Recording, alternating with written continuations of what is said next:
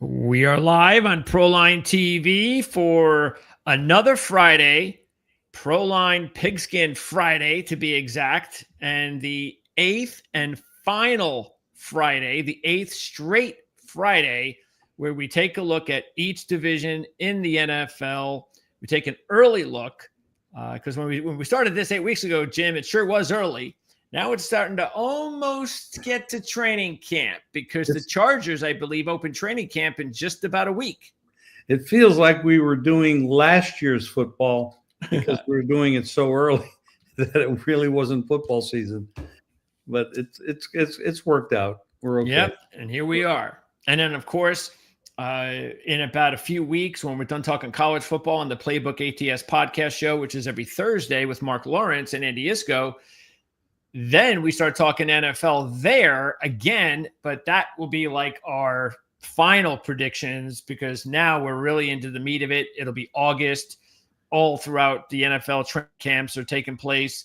So, matter of fact, I'm starting my first of 32 NFL season preview interviews, and it's going to be on the Cleveland Browns of all teams. Oh, wow. On Wednesday at 2 o'clock Eastern with Fred Greetham of the Orange and Brown Report at 247 Sports. Fred does an awesome job. He's been covering that team forever, and that's a very interesting team that will kick off our 32-team previews. Kind of a depressing team because they never win. I mean, yeah.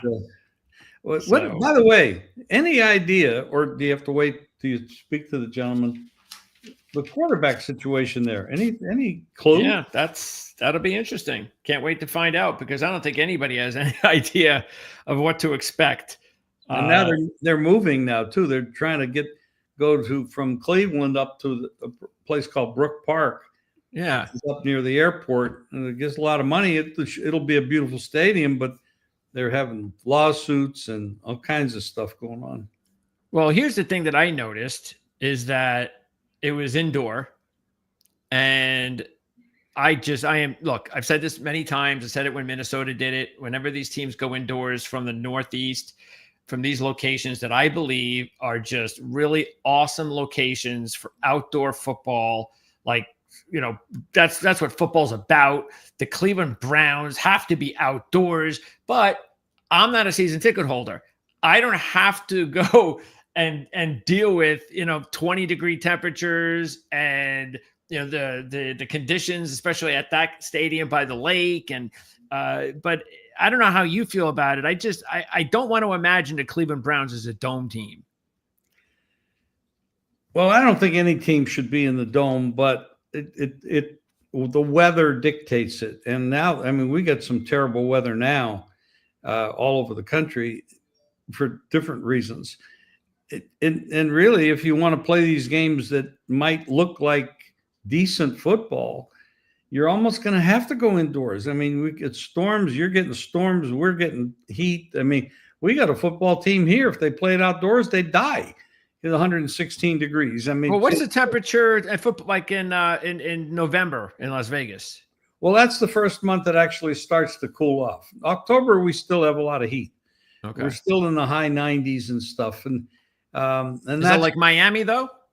No, it's not humid. We don't have the humidity. No, I mean the like if you had to. So in October, you actually think it's worse in Miami than Las Vegas to play football? Oh, I don't know. Let's see. I don't know what Miami. I can't remember what Miami's like in October. It cools off a little bit, but yeah, the humidity is high. It's still high, but it is cool. But it is lowering in and October. And humidity is the most dangerous part of the heat process because you can't cool off when your body is already wet with the perspiration. That's as a former runner, I know that it's very dangerous. September's the worst in Miami. September, but once you get to October, it's manageable.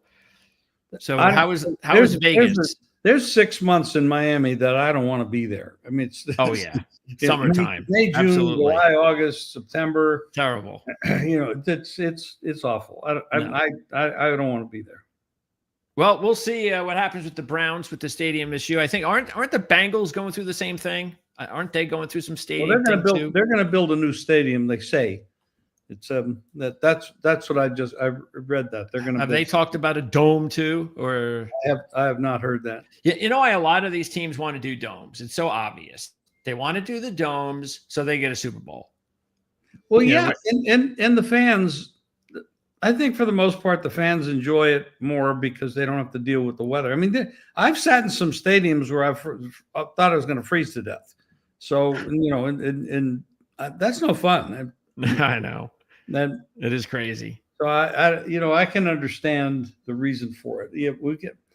Yeah, we a lot of times we say, oh, the good old days. It was better in the good old days, and the better this way. And it's not really true. Well, some things were better. Well, look, there's no question about the fact that the game itself, the way it's played, as far as a tough game, was better. Well, the players today aren't as tough as they were. No. They might be better physical condition. Yes. But they're not as tough. No. All right. So AFC East talk, and the Buffalo Bills are the obvious runaway choice. This matter of fact, I think the Bills, maybe even pop it up, I think they have the biggest margin, winning margin in the division. They're 11.5 over win total. No, I was talking about the division. I think they have the most. The rest. I mean, this has been a one-team league. I mean, the Patriots dominated it for years. Now the Bills are dominating it. The rest of the three teams in this division are. I mean, Miami, Jets, and New England. Do you really want to make a choice out of those three guys? It's hard.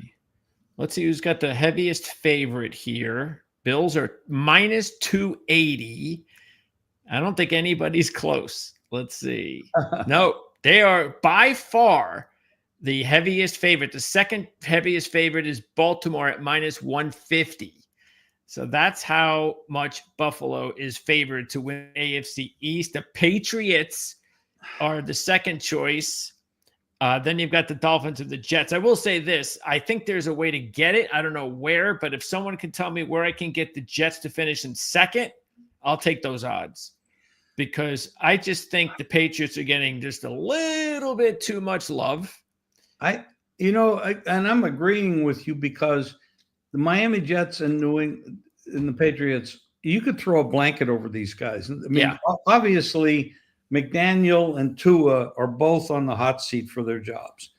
It has not worked out, and even the owner of Miami is getting a lot of heat. Ross, he should. There's a lot of negativity surrounding him. This is a one-team league, providing they stay healthy. This is not competitive at all.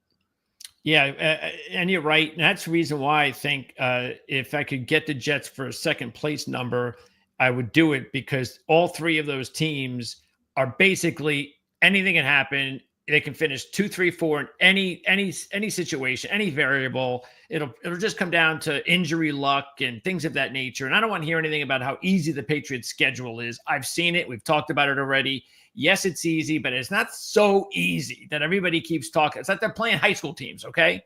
These are NFL teams, and the Patriots are not the Bills.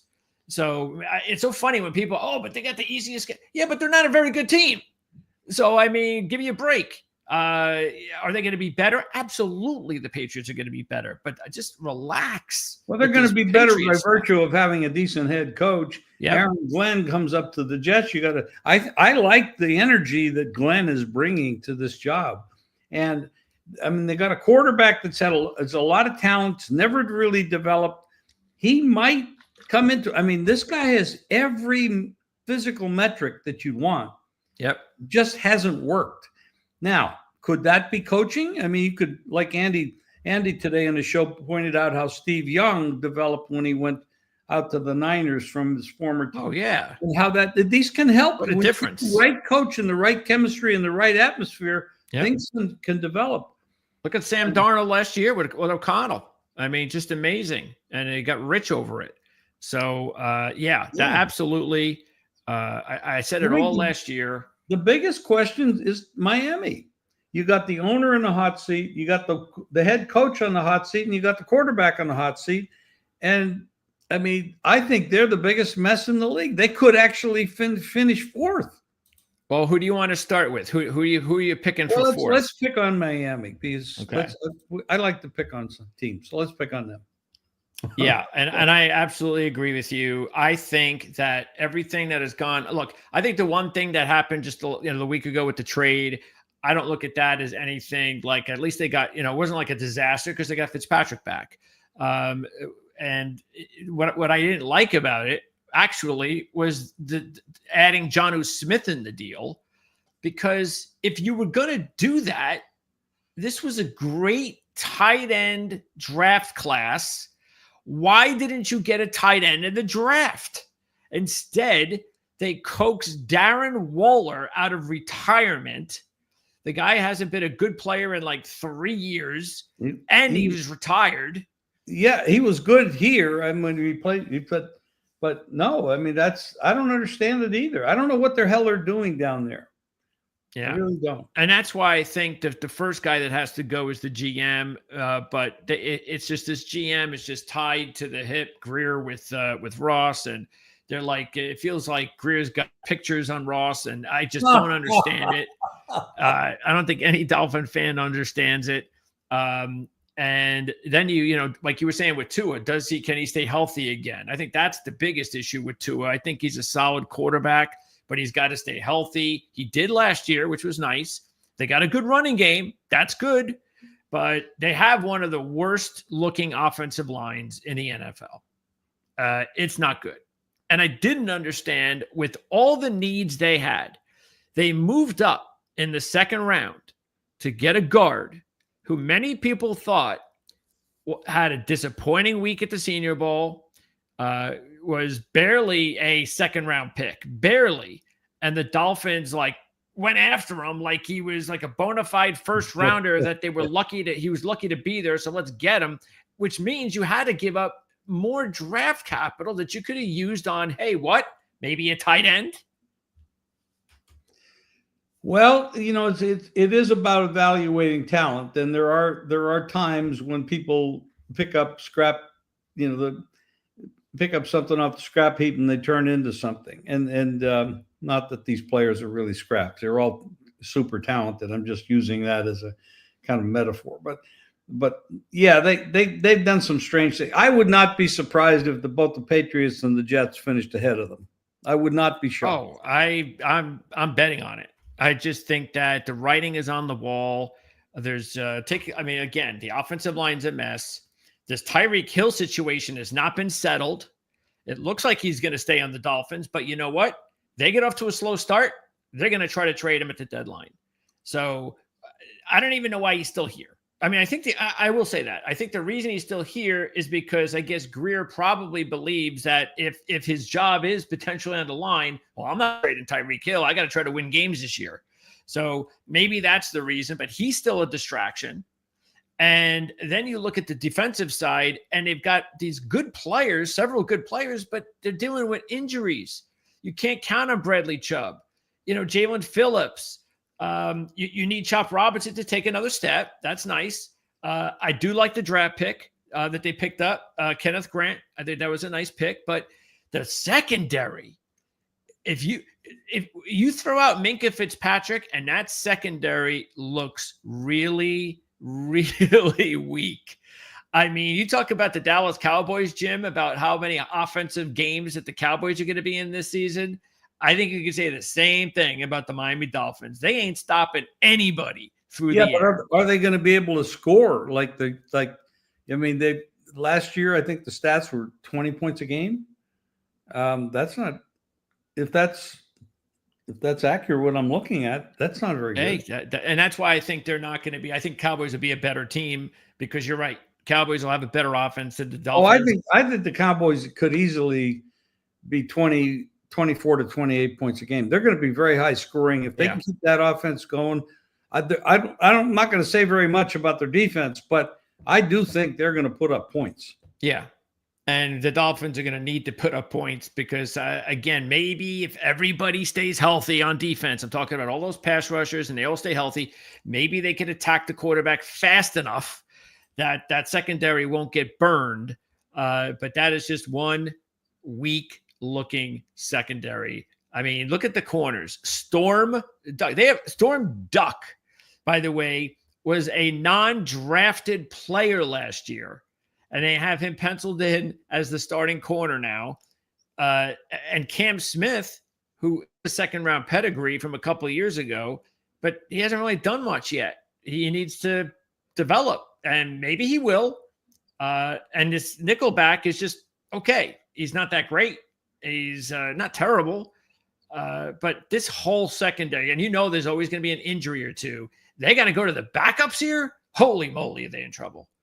So, yeah, this is not going to be a good season for the Dolphins. It's interesting. We got 3 defensive head coaches in this division, and 1 offensive head coach, and that would be Daniel.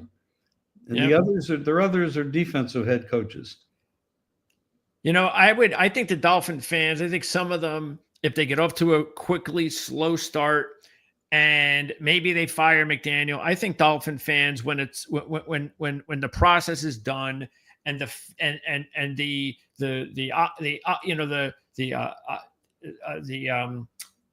optimism of a good season's over, I think a lot of them are going to be okay with it. They're going to be, we need a new general manager. We need a new head coach. We need new direction. And one of the things I could actually see them doing too is if they hold on to Greer, there's a lot of people who believe that the defensive coordinator would take over, Anthony Weaver. So that's something to keep in mind. They think very highly of Anthony Weaver.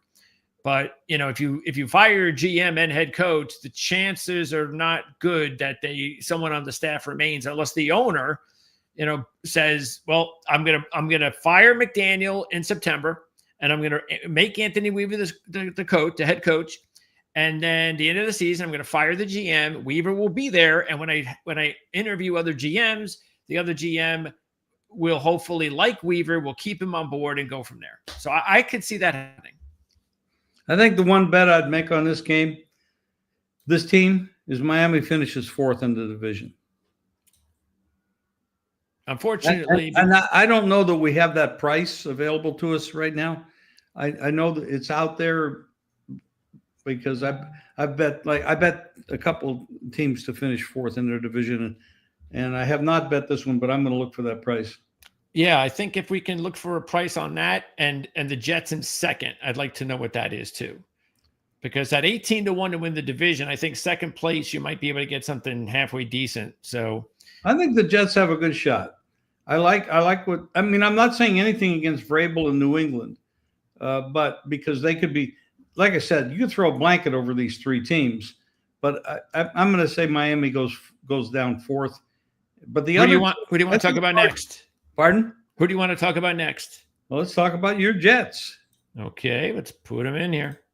Your Jets. We're talking about your Jets.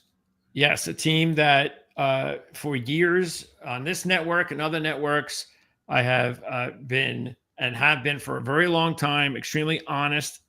You can't be a good handicapper or analyze teams if you're biased. And last year, I don't know how many times, I don't know if you remember, Jim, but how many times we talked about the Jets would be like a favorite in a game. And I would be laughing my butt off talking about how you need to take the other team and make and take as much and make as much money as you can, because those lines were so ridiculous last year. It went on forever, it seemed, that the Jets, I forget what week it was that it stopped happening. But I could see right away that the Jets, because their coaching was just abysmal, I thought they had the worst coaching in the NFL. I think Sal is a great defensive coordinator, but he was not good as a head coach.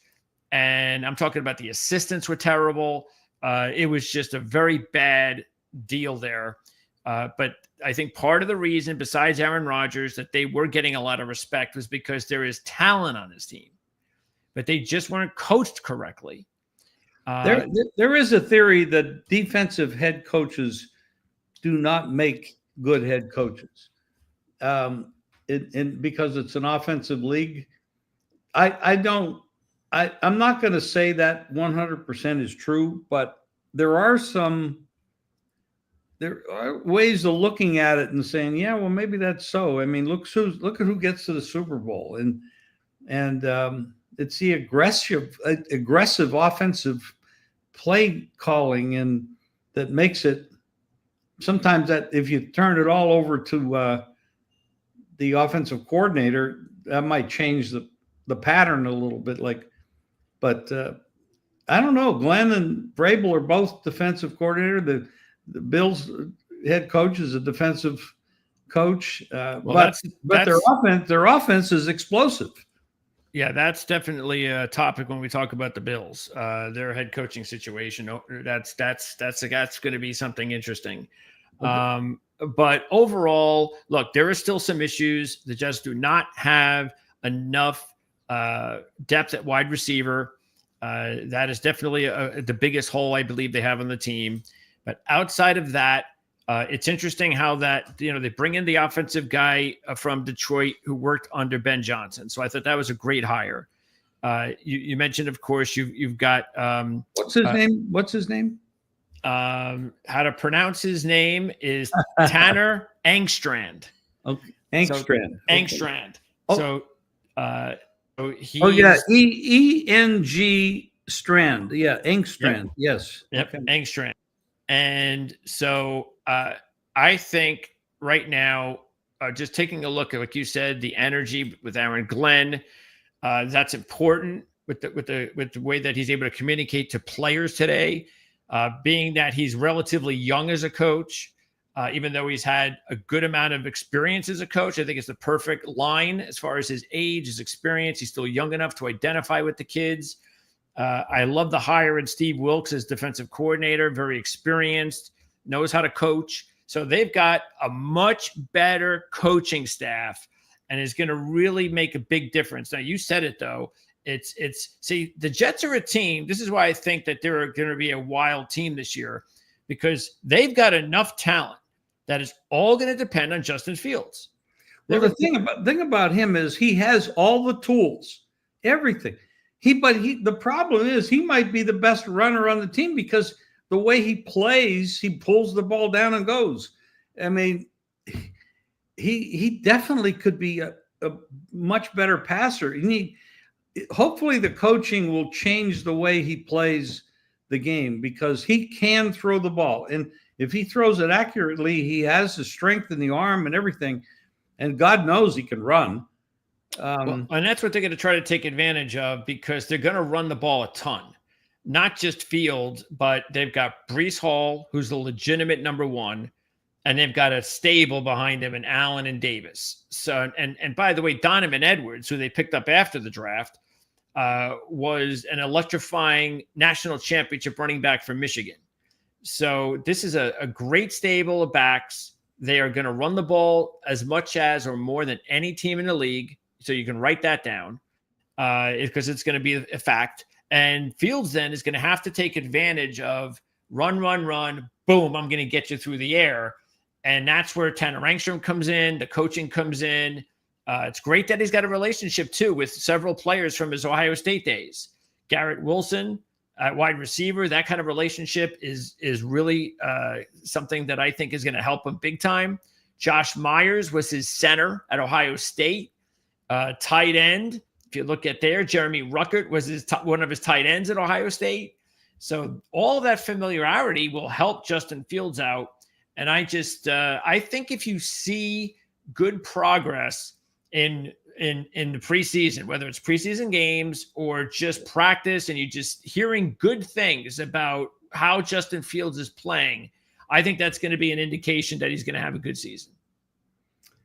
I like the energy at the camp. I like what's going on there with the team, with the coach, the players, but I also like what Vrabel is going to be able to do with New England. So this is why I have a little bit of a problem. I don't believe that New England should be rated so much higher in win total than the Jets. And then the Jets are looking at 5.5, and I got to bet that over. But when you look at New England at 8.5, I don't agree with that. There's no way. I don't agree with that. No way. I think the one difference between the Jets and the Patriots you see is the Jets also have legitimate big-time defensive players. They've got Quinnen Williams at defensive tackle. They get their best pass rusher back. Don't forget, he was injured in the second week of the season. They lost him. He was about to have his huge year. He's still an excellent player, and they have a lot. Quincy Williams broke out as one of the fine young linebackers last year. That was 2 years ago. Jamie Sherwood broke out last year. Now they get to team together. Sauce Gardner's there. They added Cisco in free agency. So this is a talented defense that I think is different from the Patriots as we move on to New England, because New England defensively, this is where I don't think they're at, say, the Jets level. I think there are some decent players. They added some nice players in free agency, which is really what sticks out. They added Carlton Davis, Robert Spillane, Harold Landry, and the biggest one was the Milton Williams from the Eagles. So those 4 free agents are big additions to the team, but everybody else that was left over, I mean, Duggar's a nice player. Christian Gonzalez is definitely a number 1 corner. You might have a breakout shutdown year. And Christian Barmore is a solid nose tackle. So there is talent on this team, but those free agents, that's what's really going to take them over the top. I agree. Defensively, of course. Yeah, let's pencil the Jets in finishing second in this division. Wow. Okay. So, and by the way, offensively for the Patriots, everything rests on a very talented young quarterback in year 2 in Drake May. He does look good. He does. Give you that. They've got themselves a really good quarterback. Their offensive line needs to be better. See, that's the thing that I think also. I think the Jets have a better offensive line than the Patriots.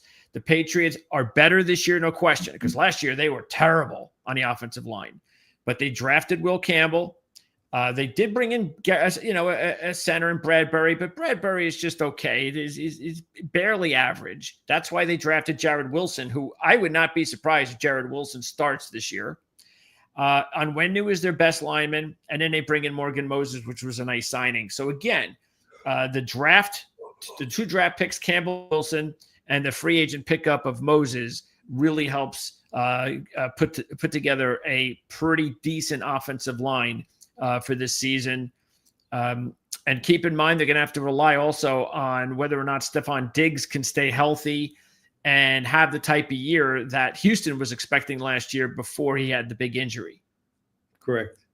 Because if Diggs does not give him that type of production, there's not a lot here out at wide receiver that scares you. There's some young players, and that's it. I mean, Matt Collins ain't doing nothing. So they do have Josh McDaniels at offensive coordinator. Yeah, that was a nice move. He has proven to be very good in that position. Yeah. He's back. I mean, after he steps up into other things, he doesn't do well. But in this position, he has been very good in the past. And they made the really smart move by drafting Trevion Henderson, one of the 2 backs at Ohio State, national champions. Henderson was the lightning to that combo, to the Thunder. He was the lightning. He was the guy that you hand the ball off and he could be gone, 80 yards, touchdown. That's the type of game breaker Trevion Henderson can be. And to mix him with the physical style of Stevenson was a very smart move. And that running combination could be very interesting to keep an eye on. But Henderson, I think part of the reason Henderson lasted to the second round was he's had some injury issues, not season long, but just he's one of these guys that seems to be banged up every couple of weeks. So that's the reason why he lasted till round 2, but he's an electrifying talent that will be a big addition to the Patriots ground game. Now, according to what I'm reading here, one of the biggest benefits that New England has is they have, according to some, the second easiest schedule in the league this year. Yes, and we went over it. That might trip up the Jets if that comes to play. Well, again, we went over the schedule a few weeks ago, but that wasn't an AFC. I forget why we went over it, but we can go over it again since this is an AFC East show now. So we can go over exactly where it is that the Patriots are playing games that are like the gimme games. So let's see here. Preseason. Okay, regular season. So they start off with the Raiders, and I'm sorry, but that ain't no gimme game. No, it's not when you have a head coach like an experienced quarterback. No, it's not a gimme. Dolphins, that's at that point in the season, it's not a gimme game because it's on the road in 98 or 150-degree temperatures. That's probably, in the past, that would be a Miami win because of the temperature, the heat down there. That would be a Miami Dolphin win.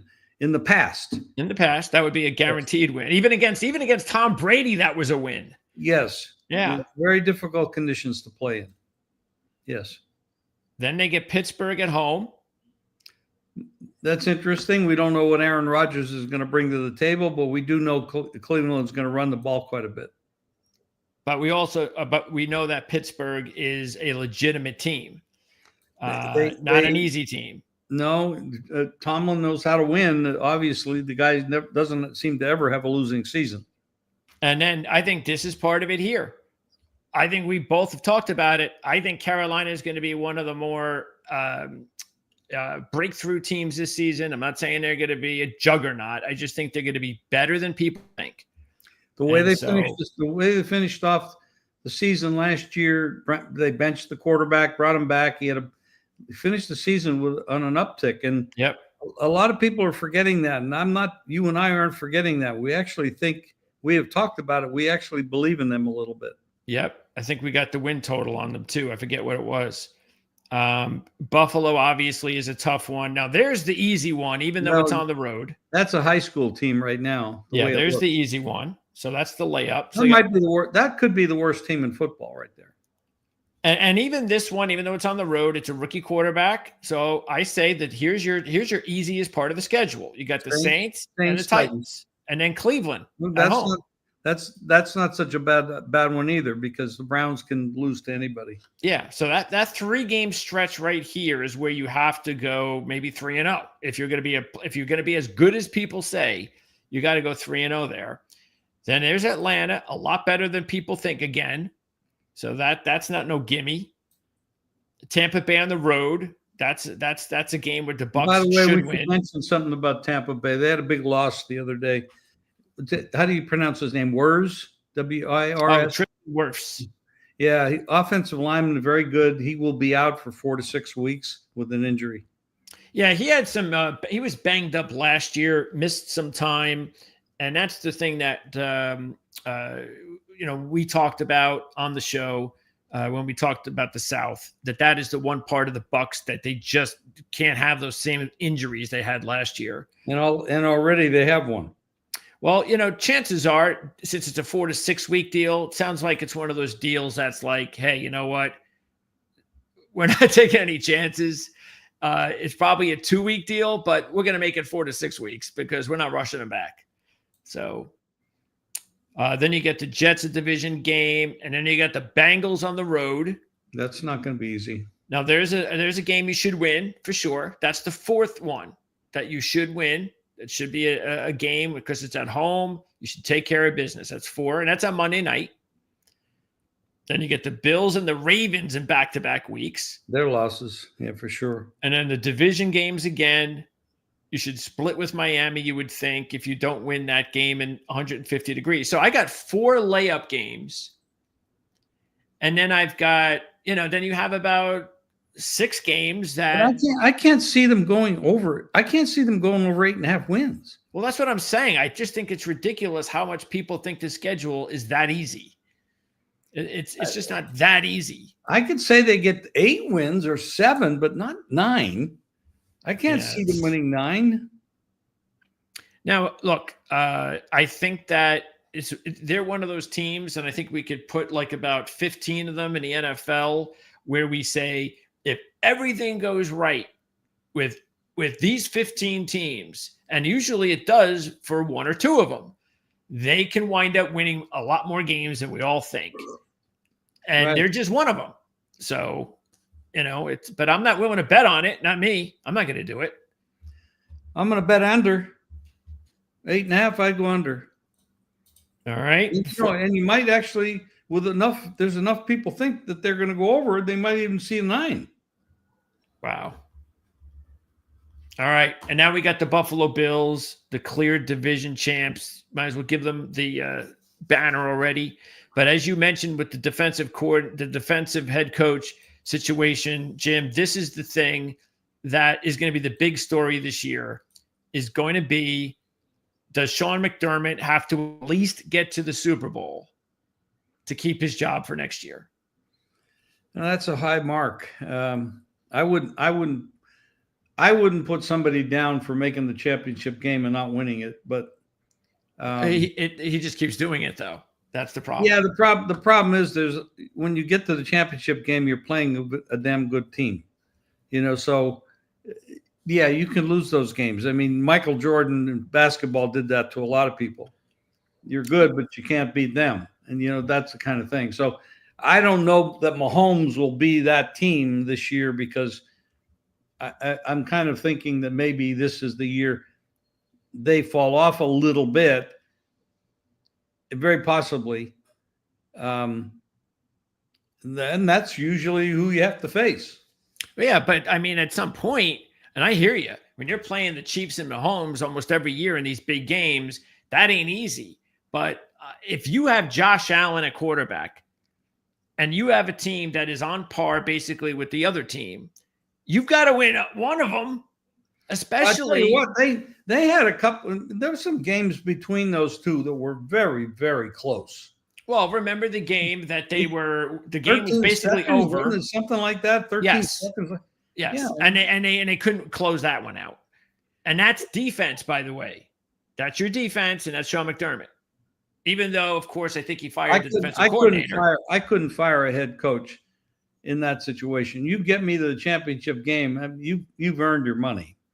It comes down to breaks too many times.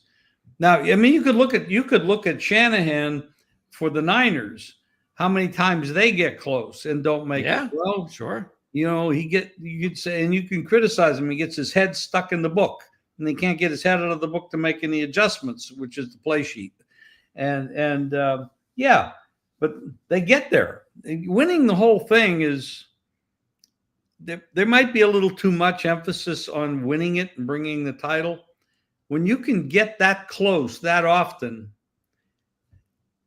yeah, I can see you being critical.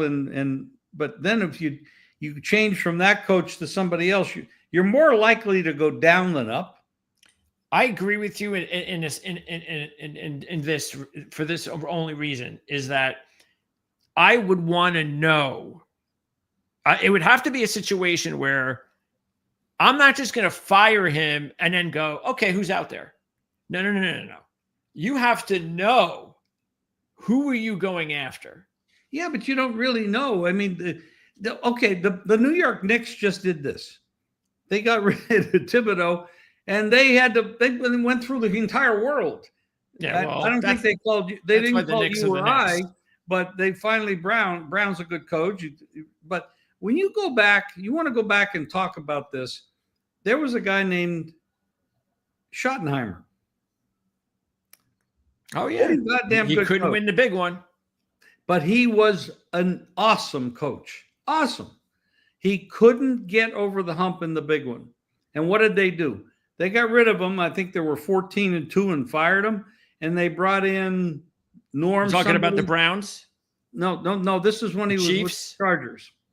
See, that's the thing. He was good with the Browns, the Chiefs, and the Chargers. So but then they fired him, and guess what happened? They brought in Norm. What was his name? The guy Norm something. Norm. Be the head coach of the Chargers when they fired him, and they went in the toilet.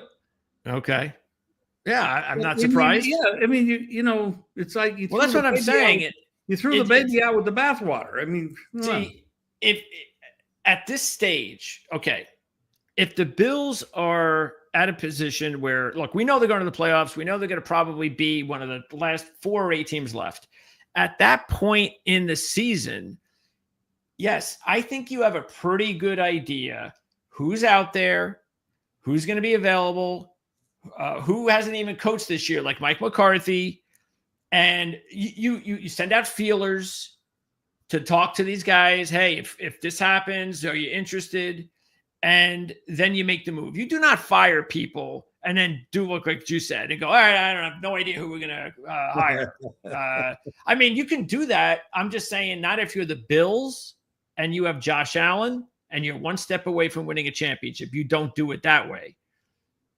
I want to know who's coming in here that could be better than Sean McDermott, and he has to have a track record. And I would even take McCarthy if I had to, because McCarthy's an offensive coach. And I could say, well, maybe that's what this team needs, is an offensive coach. But that's a guy that's probably the most underrated head coach. I mean, it's amazing how good his record is, and he's like looked at as some sort of bozo or something like that. Well, because everybody expects so much more from them, and I think it's kind of unfair. I'm not a big fan of a defensive head coach being being in that position, because unless you have an offensive coordinator that is really, and you let him have the reins and let him do it, then don't interfere, don't micromanage his position. Okay, but if you're stepping on his neck and taking that away, then you're at fault. So Robert Saleh found that out the hard way. Well, he's a great coach. Great coach, but on the defensive side of the ball. Yeah, he hired his best friend, because his best friend was LaFleur, the coach at the Packers, and they were he was actually his best man at the wedding, I believe. And so he hires his best man's little brother, and never been an offensive coordinator before. Does the smart thing, hires like some 55-year-old veteran guy to be basically the quarterback coach with all the experience, coached Peyton Manning and all these great quarterbacks. Okay, great idea. What happens? The guy passed away just before the season began. And he never replaced him. And he even admitted it. 2 years later, Saleh admitted it, that I should have fixed that situation better. And that's what happens. So that's why, I agree with you. If you're a defensive coach, you better hire a really good offensive guy and have a plan. And that's the reason why you look at this Buffalo team, and they really took off when Joe Brady took over at offensive coordinator. They started to run the ball more, and that helped Josh Allen out tremendously. It did. The turnovers went down, everything. It was a whole lot better. So now the question is... That's why this team is rated by most people to be the AFC winner and go to the Super Bowl. But that's how people are looking at it. Yeah, taking a look at their Super Bowl odds, I think they're 6-1. There they are. So they're the co-first choice with the Eagles and the Ravens. So what do you think of the odds of 6-1 for the Bills? Is that a good number for anybody who thinks the Bills are going to win the Super Bowl? Do you think that would you advise them, because it's a 6-month deal, it's an investment of 6 months? I don't want to bet take 6.5, 650, 65, because this is Super Bowl. What's the AFC odds? That's the one. It'll probably be 3. That would be the one I would look at. Let's see, AFC. Yep, 350. It's not a bargain. Again, they haven't even gotten there yet with McDermott. I know, but it's you got some teams right there. Even the Bengals, but then the AFC is. The AFC is top heavy, better than the NFC. It's not a good enough price. There's too much competition there. I mean, the Broncos could easily win their division, and the Chargers could. I think all 6 of these teams can get to the Super Bowl, no problem. No, I agree with that. So, and even a couple others down here. Well, not these 2, but anyway. So yeah, I mean, so would you recommend plus 350 or plus 650 if they wanted to go down that path, or not? Say no, it's not enough. I wouldn't do either. I don't think the price is good enough. Okay.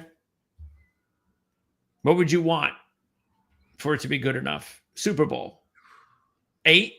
With that kind of competition in the conference, that AFC conference, I'd probably 8 or 9. I'd need. Okay. Let's take a look at the win totals.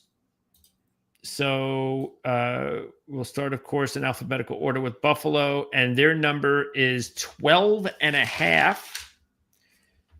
Under is -150. And you've got some alternative lines here, of course. That's a big number, 12.5. What's the over? +125. 12.5. So they're definitely. That's 13-4. Right? Yes. Yep. I think I even have the Bills schedule here. Where is it?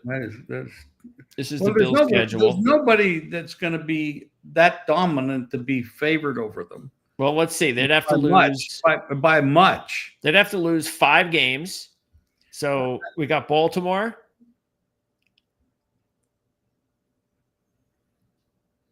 Wow. Kansas City, 2. Tampa, 3. Houston Road, 4. I'd say Pittsburgh Road, 5 is a possibility. Bengals, 6. Probably throw in one division probably lost. That's 7. Eagles, 8. There you go. Eagles, 8. So that's 8 possible losses. And let's say if they split it, which they should, that's 4 losses. So it's right on the number there. It's right on the number. I don't think there's any advantage to that price at all. Now, originally that was an 11.5, not a 12.5. So if you bet the over 11.5, I could agree with that. Yeah, but it's -175. Yeah.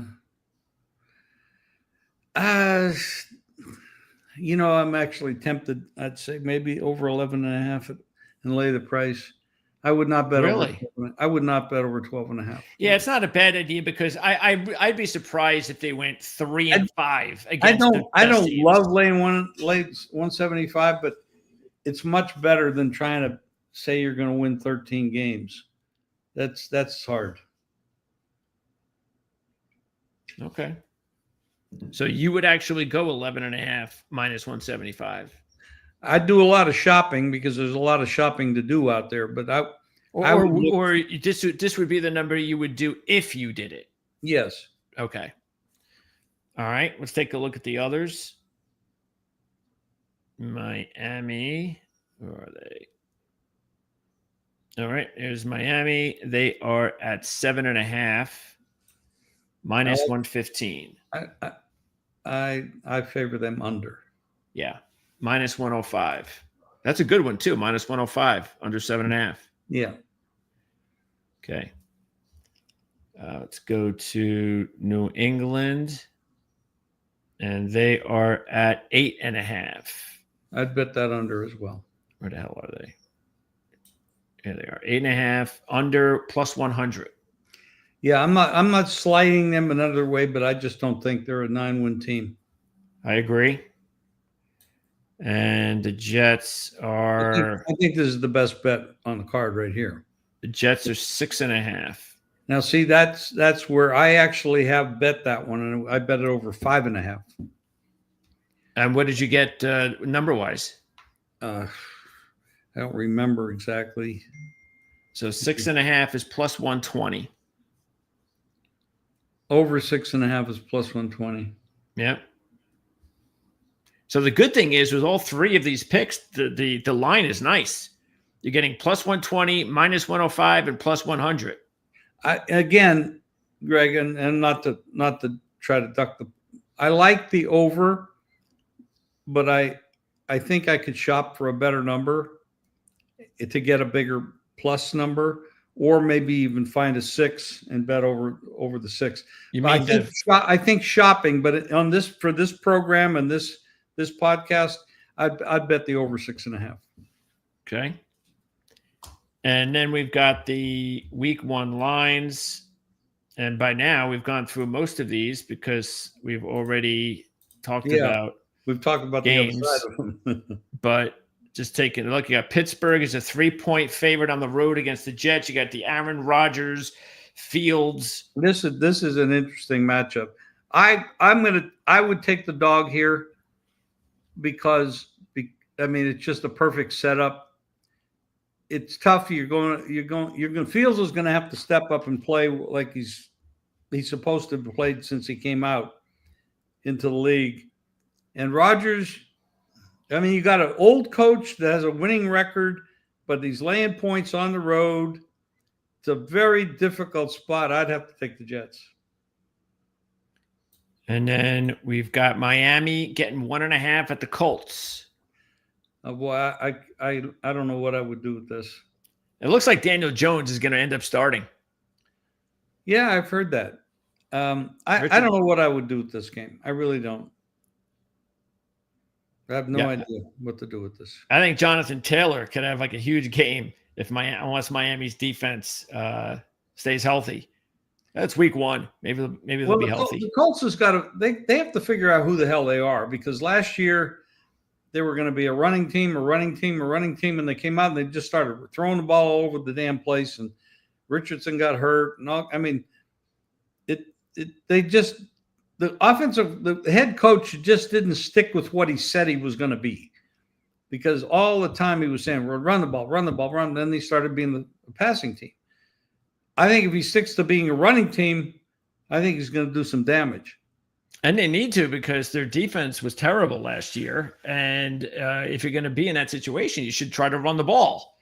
But yeah, Richardson you got to take advantage of his size and his athleticism, and you must run the ball with him as much as possible. But then they said they're going to go with Jones at the quarterback. That doesn't fit that pattern. Nope. Although Richardson can't throw the ball to the people he aims at, it goes anywhere. So in that respect, maybe you need to have an accurate passer and hand the ball off to your other runners. So when you do throw the ball, you can actually throw it to your guy. Well, that would be nice. Well, look, Jones has potential. He's another one of these quarterbacks that needs to be in a good situation with the right team. And we're going to find out just how good the Colts head coach, who he got a reprieve. A lot of people thought GM and coach were gone, but they got they have one more year. And I don't know how. Now they got a new owner, but unfortunately that passed away. So this is that'll be interesting. And actually, if you think about it, then that might be a very emotional week 1 game. That could be. Didn't think about that. Yeah. Right. So we got to keep that in mind. They don't want to lay an egg in that game at home. They're going to have a memorial, I'm sure, to Irsay and yeah.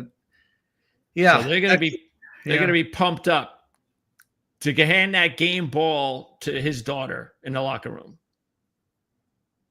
So that's something we need to consider. That's a good point. Raiders getting 3 from the Patriots. We talked about that already. Pete Carroll, by the way, comes back to New England. Yeah, Pete. I mean, you got 2 old coaches here, 2 experienced coaches. I certainly would not lay the points here, but I'm a little bit hesitant on what to do with it at this moment. I want to take a look at when I get the book. I could look at it, the PDF, Mark's playbook magazine, because I for some reason I think the Raiders have been pretty good on the East Coast. I don't know if it's 1 o'clock games. That is true, but that is true. That was a different coach and different quarterback. Yeah, so I don't know how far back that goes though. So if it was just the last couple of years with the last regime, then yeah. And then you've got what's the last game is the biggest one, and that is Baltimore and Buffalo. And what do you think about the fact that this is a hell of a way to start? You got 2 potential Super Bowl teams here.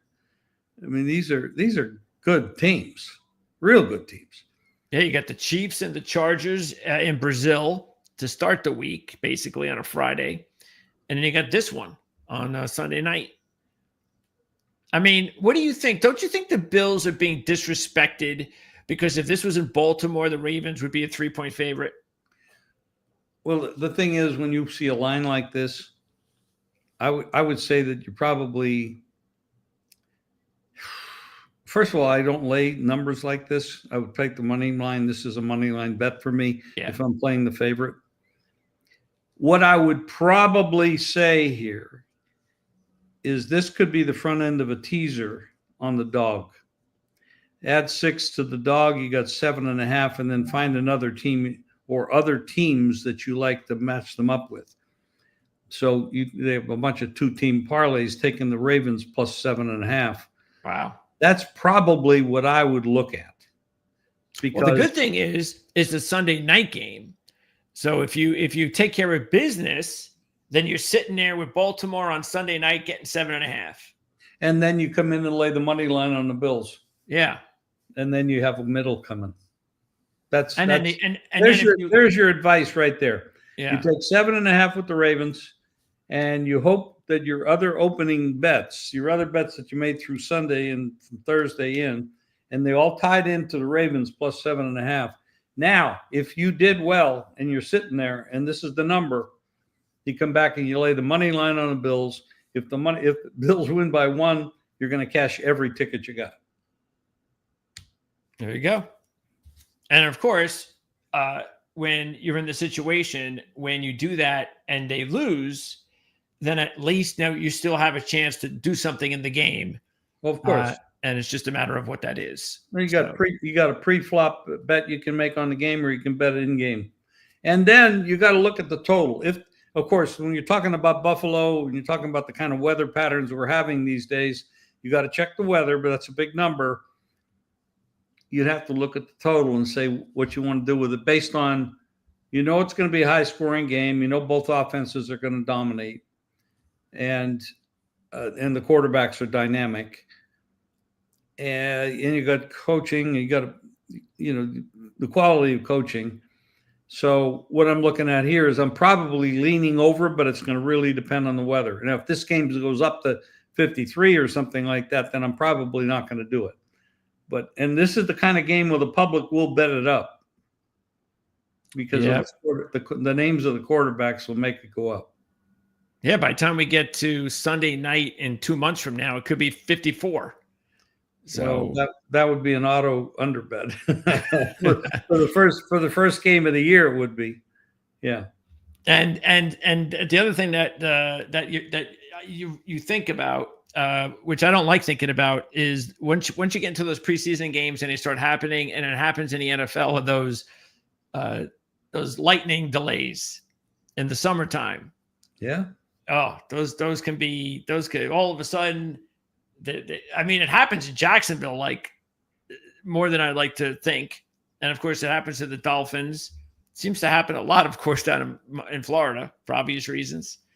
But yeah, that's the negative about the weather. Okay, so that is going to wrap it up. Now, next week we are going to Jim and I haven't set up the particular format is going to be different every week. And even we're going to have maybe Andy Isco join us from time to time as a special guest. This is only going to go through till mid to late August. That's when Mark Lawrence is going to jump in with Jim and I at some point. And then when Mark does jump in with us, with a week or two to go before the season begins, then we're going to have just the three of us. We'll go over all of our final predictions. Of course, we're going to be doing a lot of that stuff on the Playbook Show, but this is another show which will handle that. We'll get more in-depth on some of that stuff on this show. But until then, we're going to be talking college football. We're going to be talking NFL, Jim and I, and then from time to time, we'll bring in a special guest. That's going to be for the next several weeks. But I will promise next week we will be talking some college football on this show, which we have not done on this show since we started it 8 weeks ago. So, Jim, appreciate your time as always. Oh, and don't forget too, the time changes. So instead of us starting about 6:37 Eastern on Fridays, we're going to start at 4 Eastern on Fridays, and that's going to run all the way through the football season, 1 o'clock Vegas time.